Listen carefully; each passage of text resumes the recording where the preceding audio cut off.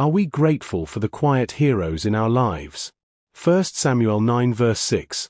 In a moment of uncertainty, Saul's servant speaks up with wisdom and faith. Saul's servant led him to Samuel, the turning point of Saul's destiny. While Saul focused on lost donkeys, his unnamed servant saw God's bigger plan.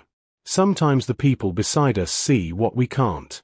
When we hear the word servant, many people immediately think of someone with low status, someone overlooked or seen as less important. But Scripture tells a very different story. Some of the most powerful influences came through servants who quietly but faithfully made a huge difference. A young girl who was a servant for a mighty general Naaman directs him to the prophet Elisha, and he is healed of leprosy. Joseph, once a servant, rose to save a nation. Jesus Christ himself took the role of a servant, washing his disciples' feet. Matthew 23 verse 11, "The greatest among you will be your servant." True servants are often the unseen heroes God places around us. A true servant reflects God's heart. Even Jesus, the King of Kings, stooped down to wash his disciples' feet. Never underestimate the power of a servant spirit. Never devalue those who lovingly serve you today.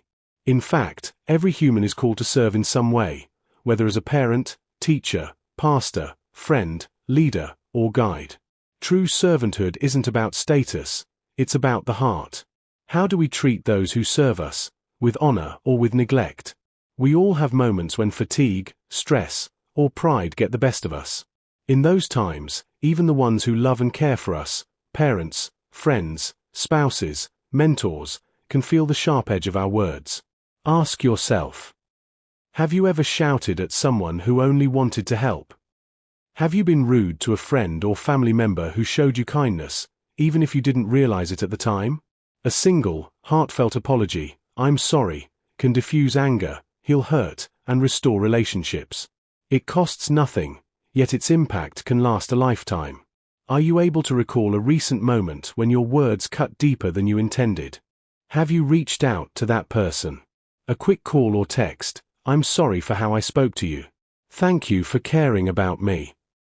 Are we recognizing their influence and importance in our life? No matter our title, background, or achievements, we all serve in one way or another, whether caring for family, guiding friends, leading teams, or offering a listening ear. In God's kingdom, no one is greater or smaller. Every act of service reflects his heart. The greatest among you will be your servant.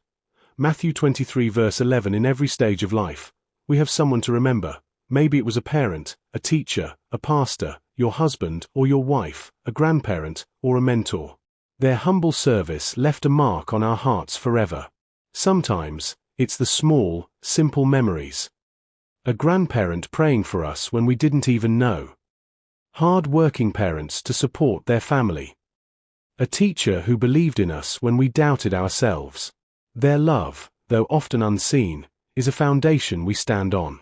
Let's honor their love and sacrifice, and let their example inspire us to be a blessing to others. True greatness is found not in being served, but in serving with love.